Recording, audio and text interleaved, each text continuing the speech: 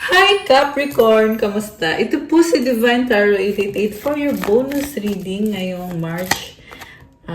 Actually, March to April itong reading na to. Tingnan natin ang energies connected sa'yo. 11-11. Wow! Temptation. Kamusta kayo guys? Comment present para lang kung nanonood kayo. Okay. So, unang card is power. The power of love is like a magnet drawing souls together. So, napaka-strong ng attraction dito. Kita mo yung heart ay umaapoy, di ba? I see a very passionate connection. 11-11, very synchronized kayo nitong person na to. Or pwede din marami kang nakikita mga signs, mga synchronicities, lalo na pagkasama mo yung taong yan or kausap mo siya. It is an important number for twin flames. It symbolizes the harmony and balance of soul counterparts. So, pwedeng twin flame mo siya or soulmate mo siya. Definitely, this is someone na sobra kang komportable sa kanya. Kayong dalawa sa isa't isa, ramdam nyo na meron ngang connection. Kahit may doubt kayo or kahit hindi kayo sure, pero nararamdaman nyo na may something, may connection talaga. Think carefully about the situation, temptation. Okay, so yung temptation na nakita ko is very physical because mutual yung attraction ninyo sa isa't isa. Synchronicity, a divine soul counterpart relationship is blessed with amazing moments of synchronicity. So, nabanggit ko na din tong synchronicity eh. May something special talaga dito. And itong temptation, I feel like bawal na connection ito kasi temptation eh. Or pwede rin wala kayong commitment at andun yung temptation. Admire. It's time to think of everything that you admire in your partner. Okay. So, okay. Ano bang nangyayari? Tingnan natin ha. Gamitin ko itong aking tarot deck.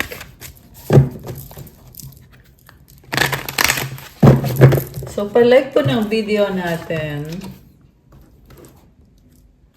Comment kayo kung bago ba kayo sa channel na to or kung kilala nyo na ba ako para masagap natin ang kwento ng buhay nyo dito sa ating tarot readings. Okay. So, we have King of Swords. Bakit masyado kang serious dito? High Priestess. Above is the Page of Swords. Below is the Five of Pentacles. Sino to? Down siya at malungkot.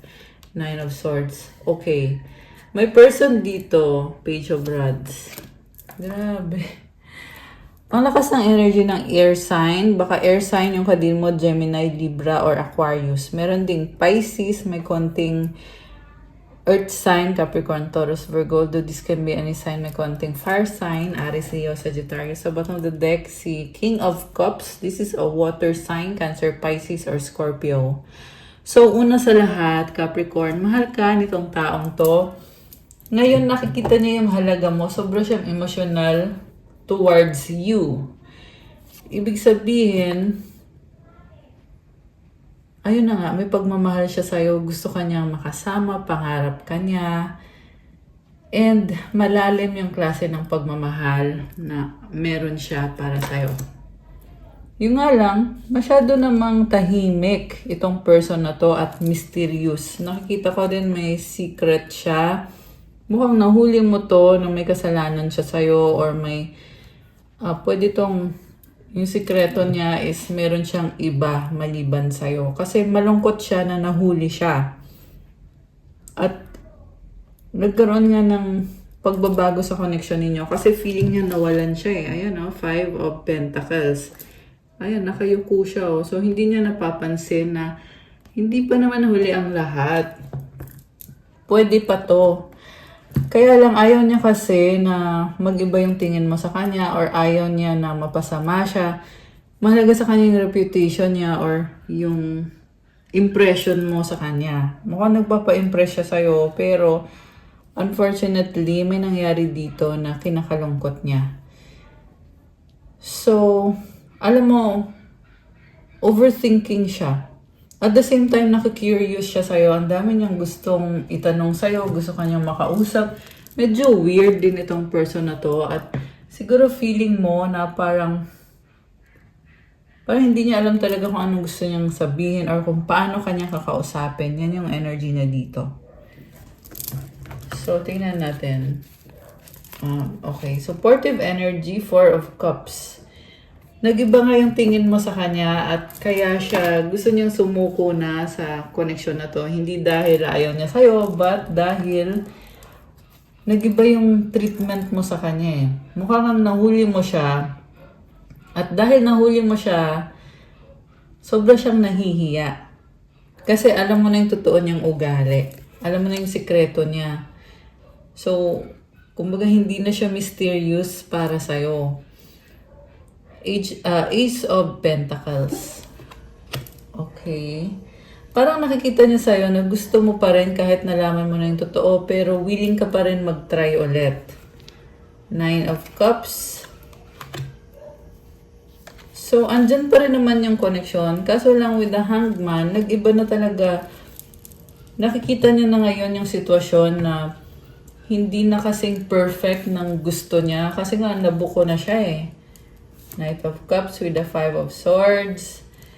So, this is someone na very codependent. So, nakita ko mukhang sweet siya, mahiyain.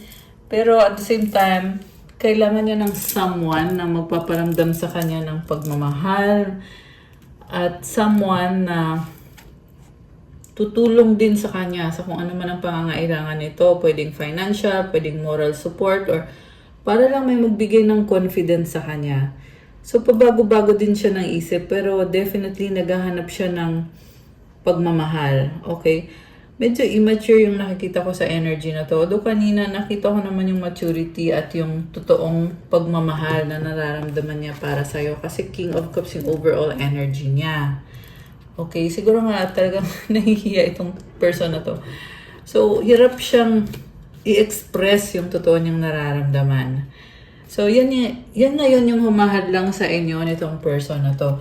Remember, general reading po ito. Hindi po ito sa lahat magre-resonate. Pero, kung nag-resonate kayo, comment nyo dyan para alam ko.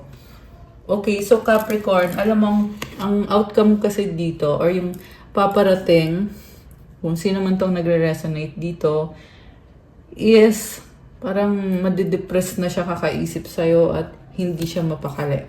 Okay? Hindi niya matanggap yung mga bagay-bagay. Meron siyang pagkakamali sa'yo eh, na hindi niya matanggap, may gumugulo sa isip niya. Okay? And, yeah, yung gumugulo sa kanya is negative thinking, tsaka yung guilt, nagigilty siya sa ginawa niya. So, sayang din naman. Actually, nahihirapan siyang sabihin. May gusto siyang sabihin sa'yo, hindi niya mailabas. Okay? Yan yung problema dito. 6 of Swords and the 10 of Pentacles. Okay, and the 5 of Swords. Grabe yung panghihinayang niya. So, akala kasi niya nalamangan ka niya, pero hindi. Yan yung na-realize ngayon itong person na to. Okay. Anong mga mensahe ang gusto niya iparating ngayon sa'yo? Anong mga mensahe niya? I don't want to wait any longer. Please be mine. Ano pa? I want to hold you in my arms. Grabe, nagmamadali. I can't, not right now. Oh, takot din pala. Are you thinking about me? I wish you were mine. I wish we could be together forever. Sabi sa'yo eh, medyo may pagka-immature siya. I'm hearing wishy-washy or pabago-bago siya. Hindi yung feeling na gusto ka niya, wish ka niya, pangarap ka niya. At the same time, natatakot siya, nagdadahilan siya. Do you love me the way I love you? Okay, so ito na nga. Mahal ka kasi naman din. At least, kung sino man tong nasagap natin today, yeah, mahal ka nitong person na ito. So, okay, kuha pa ako ng more messages. Okay, for Capricorn, love life. Forgiving and learning as you release and heal the past, you experience more love in the present moments. So, siguro nga, ito yung kailangan mangyari sa inyong dalawa na gusto nyo mapatawad mo siya at pareho kayong matuto, magkaroon ng maturity sa mga nangyari, magkaroon ng mga lessons learned. Finances and career, financial issues are a factor in your love life right now. Okay. Meron dito nagsistruggle, nahihirapan sa trabaho. Medyo burden siya, pero kailangan niya magtrabaho para sa, codependency yung next card, oh. So, meron dito, Capricorn, na trabaho ka ng trabaho para mag-provide, samantala itong person na to naghihintay lang. Okay, take it out, resonates, pwede itong hindi mag-resonate sa inyo, guys. Meron kasi dito codependent eh. Kumbaga naghihintay lang siya kung anong ibibigay sa kanya. Addictions are affecting your romantic life. May mga addictions sa unhealthy patterns. You deserve love. You are lovable. Okay. So, mahal mo kasi itong taong to. In fairness naman, mahal niya naman ang isa't isa kahit ganito na may nakikita kong unhealthy habits or mga addictions na unnecessary. Or sana nga ma-overcome niya itong mga unhealthy na pattern na ito kasi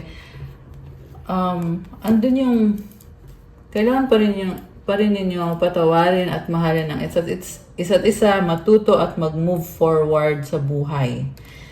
And yeah, grabe. Actually, nakakalungkot na, pero mabibilib ka rin eh kasi dahil sa pagmamahal, kinakaya kahit anong hirap ng trabaho. Yan yung nakikita ko dito ng mga energies. Past life relationship, you have known each other before. Okay, so, yeah, hindi naman basta-basta kasi itong connection na to. Kaya, ganun din yung bond ninyong dalawa. Let your friends help you, ask for and accept support from others. Okay, so Capricorn, maraming tutulong sa'yo or gustong tumulong sa'yo. Kailangan din buksan mo yung isip mo at i-allow mo na tulungan ka nito mga tao sa paligid mo na totoong nagkikare sa'yo. Let go of control issues. Allow the situation to unfold naturally. So, yeah, go with the flow lang. Hindi mo kailangan kontrolin ang mga bagay-bagay but magpatuloy ka lang, gawin mo pa rin kung ano yung kailangan mong gawin. Anong advice at ang mensahe galing kay Universe for Capricorn? Tingnan natin. Okay, ito na lang itong gagamitin natin for today. Tatlong mensahe para sa mga Capricorn na mga subscribers. Okay. I find a deeper meaning and personal growth amid the discomfort. So ito na nga, nagsastruggle ka, pero may purpose ka eh. Nag-grow ka dahil sa sipag at tiyaga na ginagawa mo.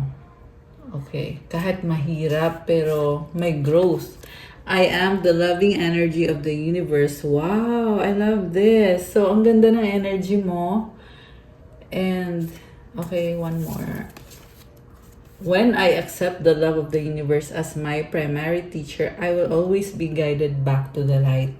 So, tanggapin mo daw yung pagmamahal ng universe as yan yung teacher mo kasi i-guide ka ulit sa liwanag. Ibig sabihin, maging optimistic at positive ka mag-isip.